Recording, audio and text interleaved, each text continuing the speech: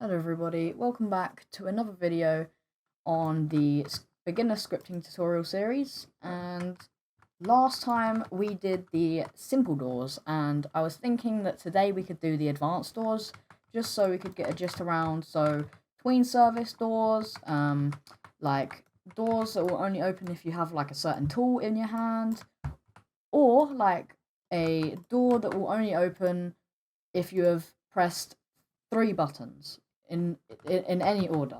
So you have to have completed gotten all the buttons. So if I go and press play now, this is a little test so you know what you're going to be making today. These are fully editable, so if you want to change, oh my bad, my apologies, they're not anchored, that would help a lot. Let me just quickly anchor that.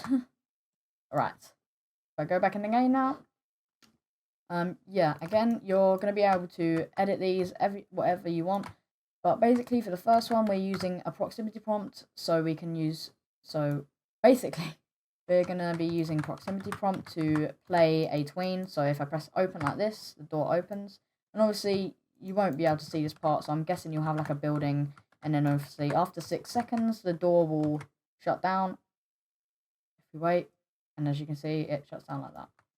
So that's a pretty simple door there. Tween service. Once you get to know it, it's pretty simple. And the next one is, as you can see, I'm pressing it and it just doesn't want to open.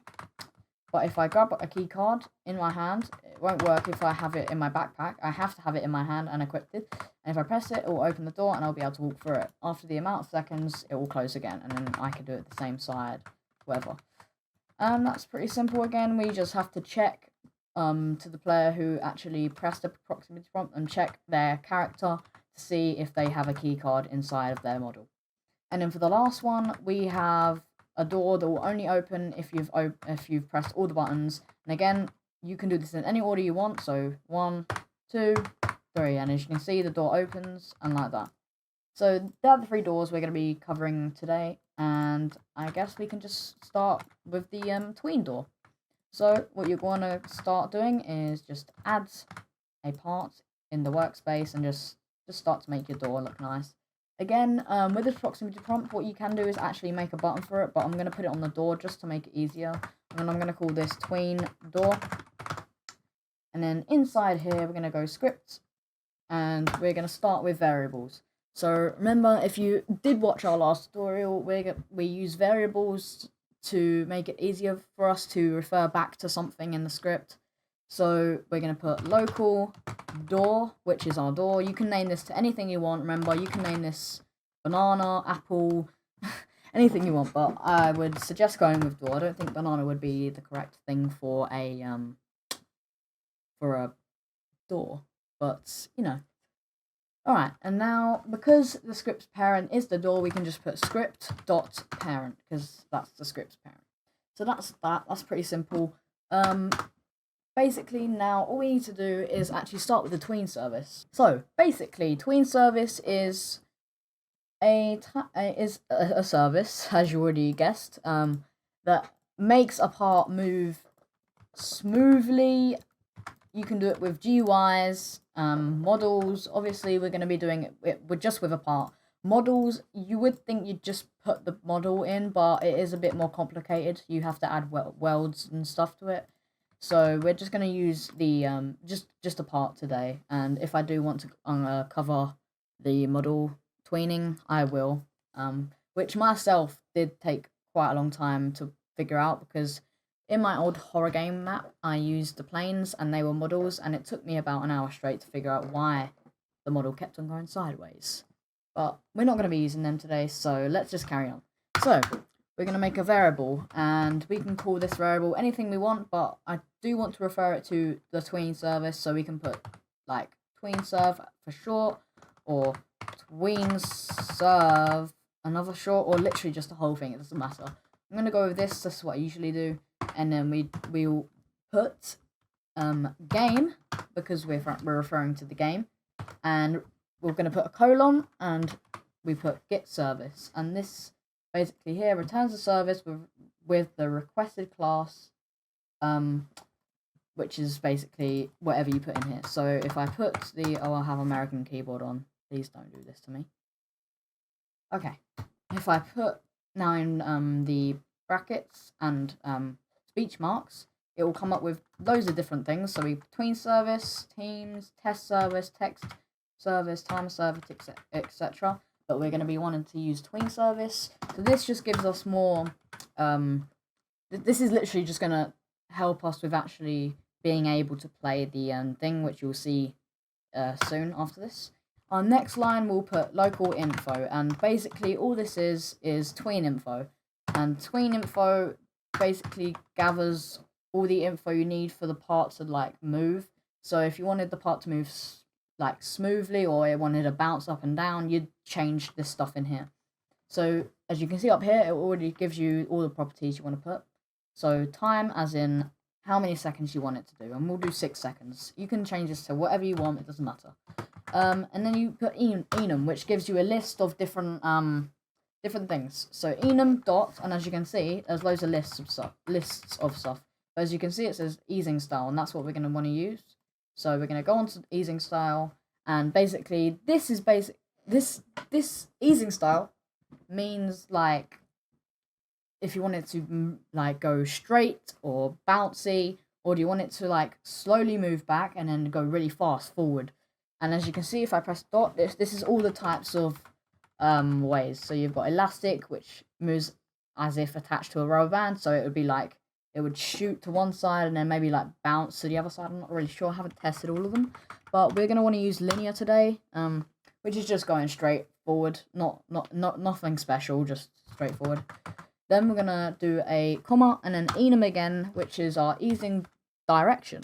So all the easing direction is if it is going just out, and then if it's going in a forward direction. So let's say you had a door and you wanted it to go like, so let's say you're standing in front of a door and you want the door to open without hitting you, then you would do out.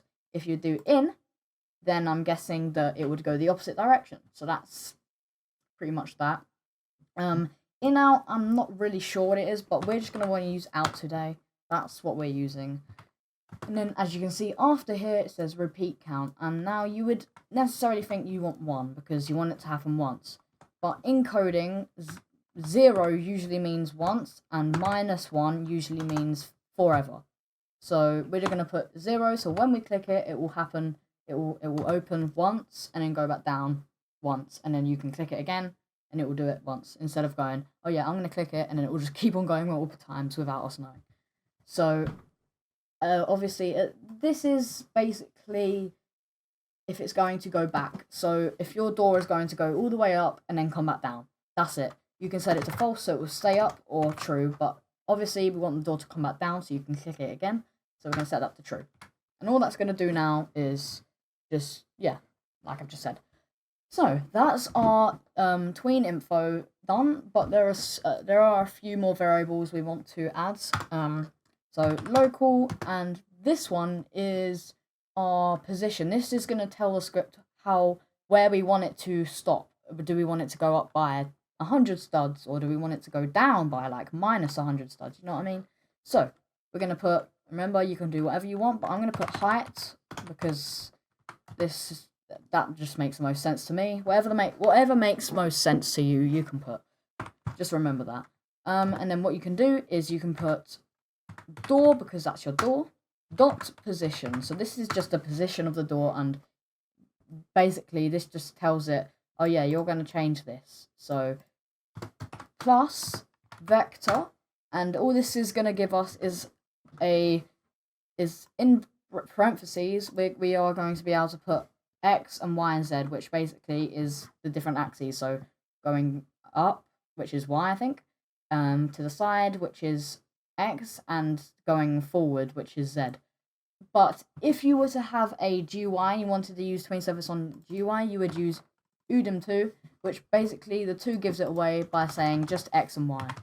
So that's just a quick heads up if you want to tween GUIs. I wouldn't suggest using this kind of way to do it with GUIs. I'd suggest doing it with parts only because it might mess it up, but you can do whatever you want. I don't mind, as long as it works. Alright, so now inside here, this is basically going to say, where do we want it to go? Do we want it to go 20 studs to the right, or to the on the x-axis? Do we want it to go, you know, 10 studs or 100 studs upwards? And basically, we're going to want it to go up. So we're going to use the y-axis, apologies. And all it's going to do is going to go up by 20 studs, and because we set this to true, it's going to go back down by 20 studs, and it's going to go back to normal. So that's that. That is literally all we need, as in info wise. This is basically all the info if you think about it. So this is like the way the door's going to move, and this is how far the door's going to move, I suppose. Okay, I'm speaking so much that I have a sore throat. Alright, so with the next one, we're going to want to do... Well, actually, this is the last parameter. I don't think that's the right word, don't say that. This is the last variable we're going to do today. Okay, so this is going to be the last thing we're going to want to do in our tween script, and that is to actually play it. So we're going to put local, and again, whatever suits you the best. I usually put play, because that just easier for me to remember. But remember, you can change it to tween play, but I am actually going to change it to tween play actually, because I think it would be a bit more easier for you guys to understand. So now, what we're going to want to do is put all of these stuff into one little thing so it can play. So we're going to start with tween service, which is our variable that we've created, and we want to create, and this is creating a new tween. So as you can see, creates a new tween given the object whose properties are to be tweened. So these are the objects. So we have door, our info, and the actual height and how far it's going to go by. So as you can see, it already shows us what what order we need it in, and that is the instance meaning the part. So we want to start with door, comma, and then if you get it, we have to put info, and on and on and on. So you'd think you'd have to put height, but that is actually a different story. Basically, sometimes, or actually all the time, it won't know what this is unless you've put it in, unless you've actually defined what height is. Because it's just saying height equals the door position plus vector, but it doesn't know what height is. Height could be anything. It could be rotation, it could be C-frame, it could be position, and that's what we want to change it to. So we're going to use our squiggly lines, and make sure you get this right so it's perfect. If you go to here and it says position, you want to keep it capital, and what we're going to want to put in here is POSITION. Sorry. So we're going to want to put position in there, and all that's going to say is, oh yeah, height now means position, because we're going to put position equals height. So now, position equals the door's position plus by how many studs we want it to go. And now you'd think that would work. But the one thing is we're missing is the play. But again, remember, we want it to play when we press the proximity prompt. And because we have no proximity prompt, which we need to actually put in our door now. So if you go to the plus, you type in proximity prompt, and it will come up like that. What we want to do in the script is, if you really have to, you can define proximity prompt, but we don't have to, because all we need to put is door, because this is what our proximity prompt is in. So this is our door, tween door. We can put dot, and as you can already see there, it says proximity prompt. And if you've watched our previous videos, we used the event for the proximity prompt, which is the triggered event. And if we press dot triggered, it will come up right there. And we want to connect to a function. And then we use our parentheses and press enter, and it will create a new line for us. So all this is doing is, when the proximity prompt is triggered, it's going to do anything inside of here. So you can actually write that for yourself if you put these lines. This is basically just commenting it out, so this won't be read in the script. This is only for your purpose, so you can like type whatever you want, just so you know what part it is, and just in case if you get confused. So I could put like here, tween service. Obviously, I'm not that stupid because it says it right here, but if you are. And then what we can put here is procs triggered. You know what I mean? That's just that. You can use this, and I genuinely would, because it is actually really useful. And now what we want to do when the proximity prompt is triggered, it's going to play the tween. And all we need to do is get our variable. We click enter and it will come out like that. If we put a colon, as you can already see, it says play. And exactly like a sound would, if you were to put a sound into there, it would also come up with this function. And this is basically a built-in function that people can use for sounds, which basically just plays the tween. And if we press play now, I'm not sure if I've actually anchored the door, so if you do experience a lot of craziness with the door, that's fine, because it means it's not anchored. If I press interact, as you can see, the door goes up by 20 studs. If we wait, and then it will go straight back down. As you can see, the door isn't anchored, so it tends to do stuff like that. I would definitely be careful with that, to make sure to anchor your doors. But as you can already see, we've sort of encountered an error. As you can see, the proximity prompt is still visible, and we don't really want that to happen, because it's kind of annoying, and we don't want to be able to keep on pressing it over and over again.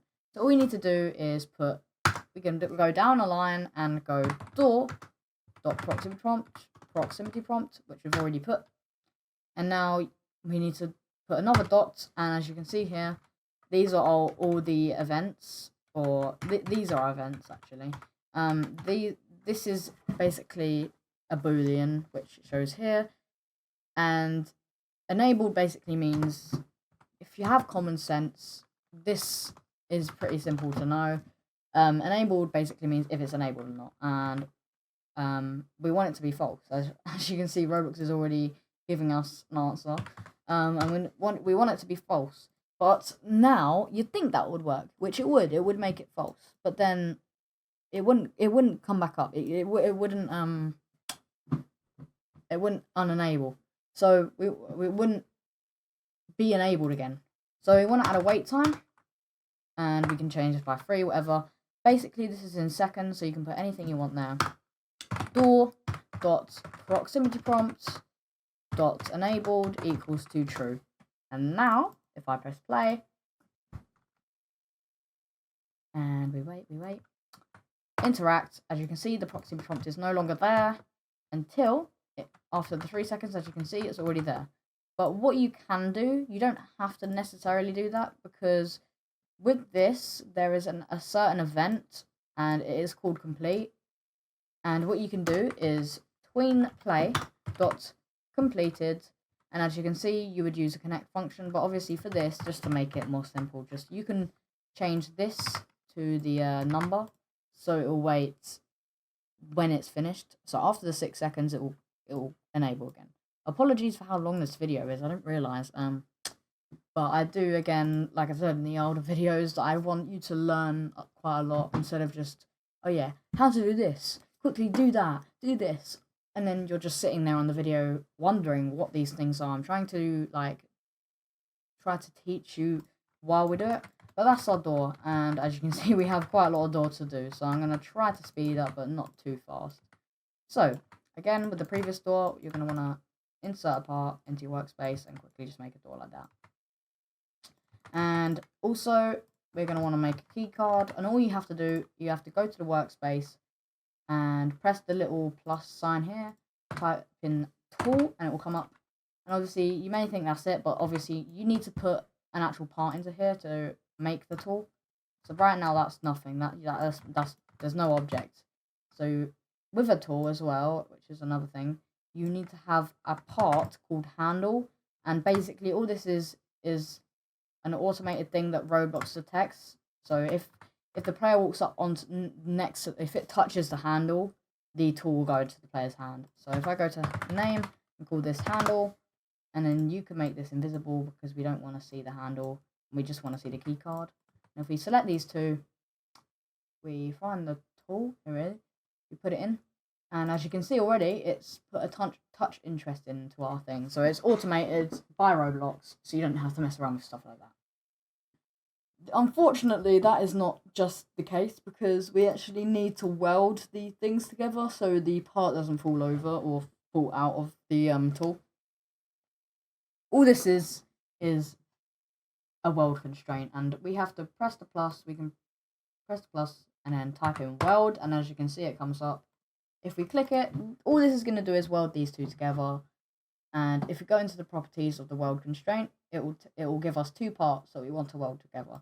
And handle would be part 0, and the parts would be the actual keycard. And now if we press play, we walk up to it. As you can see, the keycard is now in my hand. Simple as that. Pretty simple. Yeah. So I'm going to anchor this door before we start. Basically, all we need to do is we can actually add a button. So let's go and add a button, because we did show that in the actual bit. You can remember, you can change this to look way better than this. I would appreciate if you didn't make your door looking as bad as mine, because mine is pretty upsetting. If you want, you can actually make it. You can actually create a door like frame, and make sure to have these fit both sides. And I'll tell you why in a minute. Quickly, just change the color of this. Boom, boom, boom, and also make sure it's anchored. Okay, so there's our little door, and we need to actually name all these. It's just the door and this. And what we're going to do is actually select them both and go and group them. You have to press Ctrl G to group stuff, and basically all this does is puts them into one model. So as you can see now, they're all together, I suppose. So let's say you had a house, you could go and select all the parts and just group them, instead of having to take all the parts, and it would be really laggy and your game would might crash. I'm going to call this button door. Well, no, actually, it's not a button door, is it? Key card door 2. I'm going to put key card door 2 because I've already got one there. You can change this name to anything you want. I'm going to name this, though, button, because this is going to be the key card insert a bit, and then this is going to be, I'm going to call this main door. And now all we need to do is insert a script inside of the model, and we start. So as you remember, we do start with our variables, so we're going to put local, and we're going to want to put the door first. So we'll put door equals script.parent. But the thing is, now that our script isn't inside the door, we wouldn't put that. This is just referring to the model, which you might think is correct at first, but you can't actually like get both of these part. Like this doesn't mean an individual part. This means like the actual class of the model. As you can see, class name model. So you want to put dot, and then if you find it here, main door here. And now it comes up script.parent main door. So this is linking to the main door. Pretty simple. Okay, and then we're going to want to put local button, which is our button. And then again, script.parent, and then find your button name like that. And also, we forgot to add a proximity prompt again. Proximity prompt, add that into there, remember, by using the plus and type in proximity prompt. There it is. Remember, also, there is in the properties, you can change a lot of stuff. So if you don't want it to say interact, you can change that. You can change it to hello, but you can literally just put press, it doesn't matter. Again, with the object text, I like to keep that like nothing, because, I don't know, I don't fancy putting the actual object into there, so I don't think there's any point with it. Okay, now, what we're going to want to do now is our proximity prompt. So when we click the proximity prompt, it's going to open the door, but we actually want it to only do it if we have a certain thing in our hand. So we're going to want to put door, oh no, my bad, button dot, as you can see, proximity prompt comes up, dot triggered, and connects to a function. And what we actually want to do is, again, as you can see here, it says player who triggered. So you can put your own variable, which will be, actually is called an argument, and you can name this to whatever you want, and this is basically going to reference the player who triggered it. Okay, and now what we want to do is, if the player has the key card in their hand, open the door. So we're going to use an if statement. If player, because player basically means inside here, which is not where our actual character is. When we join the game, our character will load. We're going to want to put dot character, so that's referring to our character. And now we're going to use a built-in function called find first child, and all this is going to do is find something inside our character called whatever the tool name is, and that is going to be called keycard. Make sure you've actually called it keycard, otherwise it will not work. So call the tool keycard. So if it finds when the proximity prompt is triggered, it will find if the player has something in there on equipped called keycard. Then if we press enter, then it will do anything in here. And again, this is really simple. We've already done this, so I'm going to speed through this. Door.transparency equals to 0.5. Door.canCollide equals to false. All that's doing is making it translucent, and we'll be able to walk through it. It will wait 3 seconds. Door.transparency equals back to normal, so 0, and then door.canCollide equals to false. I mean true, sorry, my bad. Which means we can collide in it. And now, if we were to playtest the game, as you can see already, this is way simpler than the tweening. But if you think about it, tweening was more of just a longer process, not more advanced. I'd say this is quite advanced. So now, if I go up to it, as you can see, we can't click it. And that's why I wanted to put it outside, both in through the wall. So if we go to the actual proximity prompt, there is a property called requires line of sight. And that basically means if we can see the prompt through a wall. And if we turn that off, then that means we can. And if you turn it on, that means you can't see it through a wall. So as you can see now, it comes up with the press button. And now, if we press, it's not opening the door. Until we have something in our hand, it opens the door. And another feature as well is, even though we have it in our backpack, it still won't let us until we have it in our character. And if I go and actually select my character, I'll show you how this works. If I can, I'll find myself in the workspace. See my character here, and right now you can't see it. And that is because it is right now in players.backpack. So it's not in the workspace until I actually take it out and it's in my model. And all that's going to do is, when I press it, it's going to scan through all of these until it can find a key card. And if it does, the door will open. So there's that.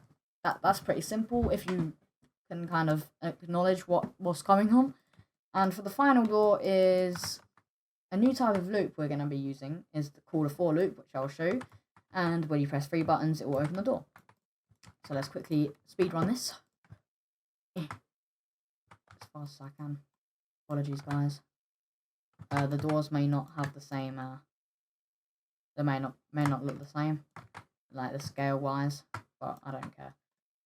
We'll have this, and 2, and 3. Okay. And then we can do that. I'm gonna quickly just change that to neon so it looks better. Okay, and now we're going to group these together, remember, by using Ctrl-G, and we're going to name these.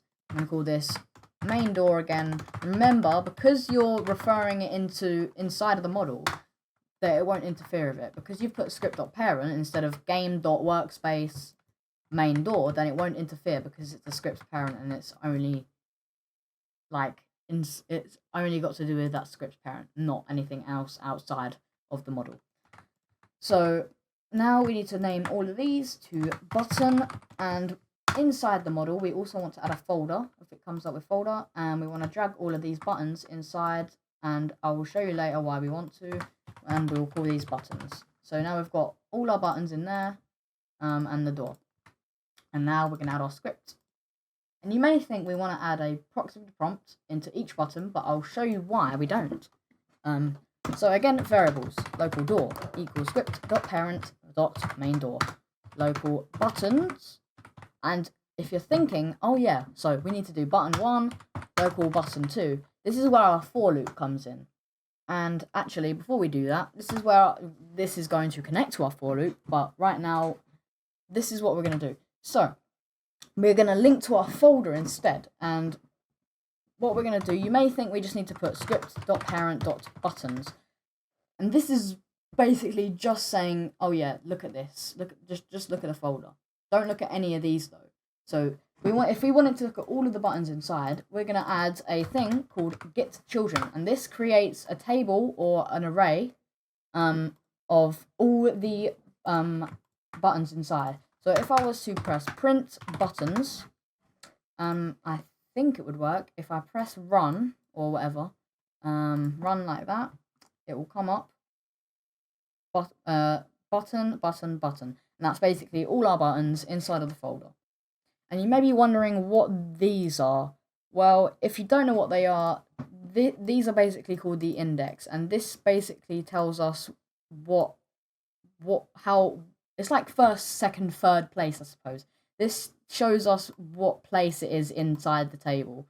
So if we had 63 buttons, right, and we wanted to get, you know, the 50th button, we could put inside here, we could put buttons,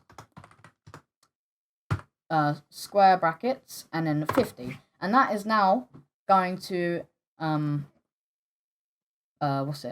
this is going to now refer to the 50th button inside of our thing. The reason why we're not getting anything is because we haven't put anything next to it, because yeah, we're not going to connect it to anything because we're not doing that. But yeah, that's basically all that is. Now time for the for loop. So a for loop is pretty hard to explain, as I can't really explain it that well, but I can try to.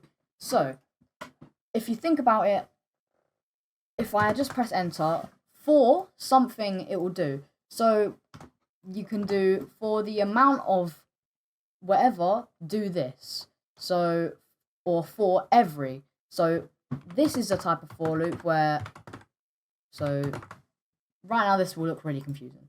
But basically all this means I equals 10, and when it gets to 0, it's going to do anything outside of here. So it will stop at 0, right? And this is basically saying how much it will go by. So it can go up by or down, which this is why we're using -1. But this is not what we're going to want to do. We're going to want to use a different type of for loop, and we're going to want for every, which I think it has. So for I, comma, and then this is a variable, so you can change this to v, which means value in a table.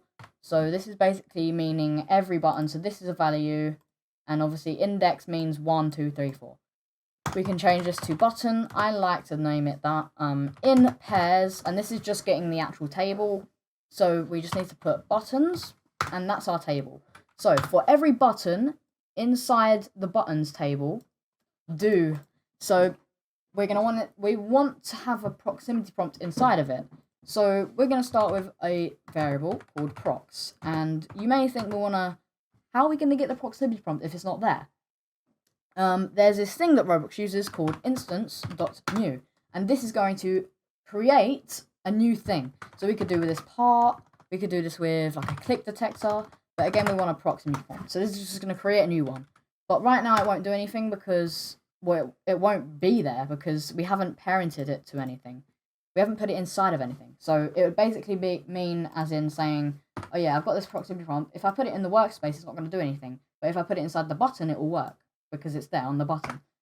So all we want to do is prox.parent equals button. So for every single button inside that table, it's going to create a new proximity prompt and parent it into every single button. And that's it. That's our little thing. If you want to change it, it's exactly like the properties. You can put prox.actionText equals, press, whatever. It doesn't matter. You can change this to anything you want. But basically, all this does, we're going to create a new instance called which is a proximity prompt, and I'm going to parent it inside of all the buttons. And we're also outside of for loop, we are going to add a value, which is going to determine on how many buttons we have pressed. So we're going to put has pressed equals to 0. So we haven't pressed anything. I'm going to not press this, has pressed. So now what we can do is actually add our function. So procs.triggered is going to connect to a function, and do we need that? No, we don't, because I was getting a bit mixed up with the tool one. So when we click one of these, it is going to, has pressed is going to plus, make sure to add your equals. You can't just do that. If you want to do that, you have to do has pressed equals has pressed plus 1. But that's not a really, that I usually do it as this. Make sure your plus is in front of the thing. Same for minus, times, etc. So it's going to add 1 onto the has pressed. So every time we click it, has pressed is going to go up by 1. And now, because the proximity prompt is inside all of the buttons, when we press it, we might want it to go red, right? So proximity prompt dot parent, and that is basically the button.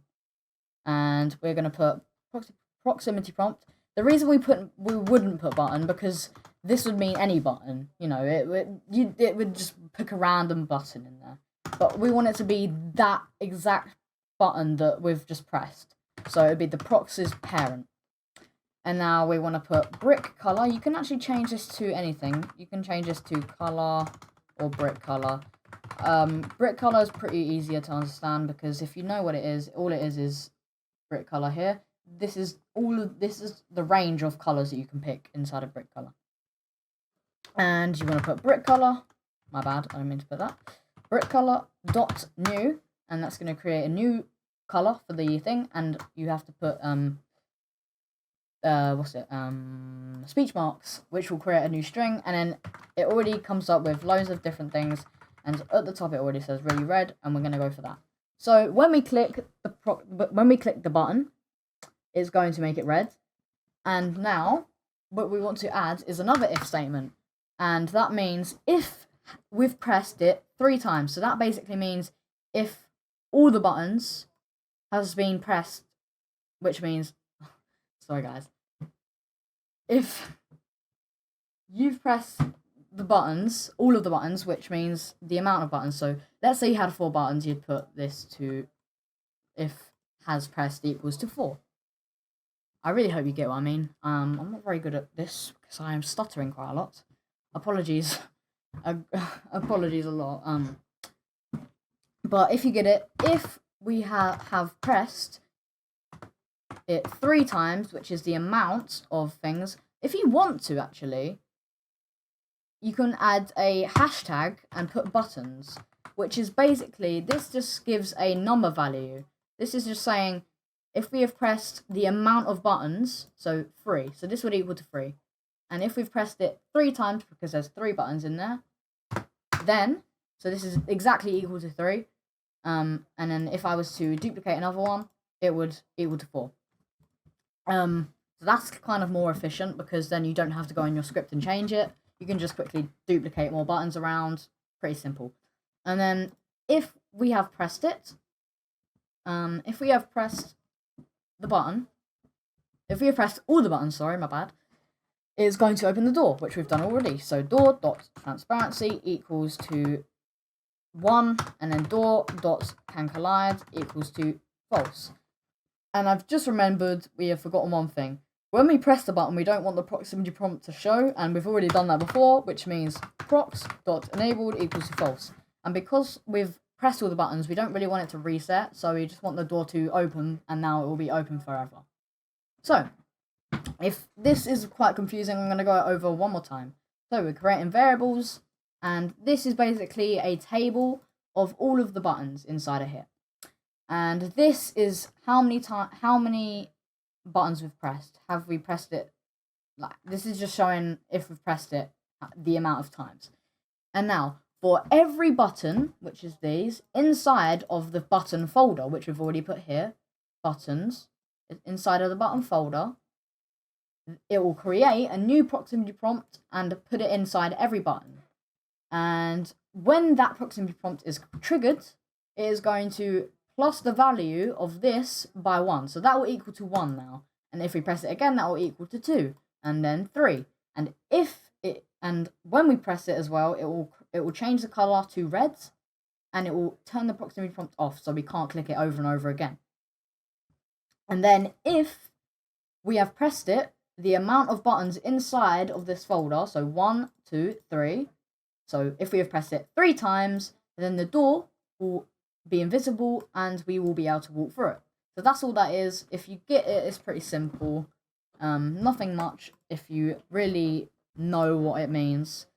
I really hope I have anchored it, and of course I have not. Hold on, let me just anchor it. Sorry about that. All right, the final bit of the thing. As you can see, we have a proximity prompt in all of them, and if I press it, it will go red, and the proximity prompt will not show anymore, and I will only be able to press it for both of these. If I press it again, I can press it randomly in any order, and when I press it 3 times, the door will open, and I'll be able to walk through it. So yeah, guys, I really hope you enjoyed that tutorial. Apologies for how long this video is. I might edit it down, but I'll probably edit it tomorrow, seeing as it is pretty late, and I'm not going to be able to be asked to edit it right now. But that was our 3 advanced doors. So remember, we've got our tween service door and the keycard door.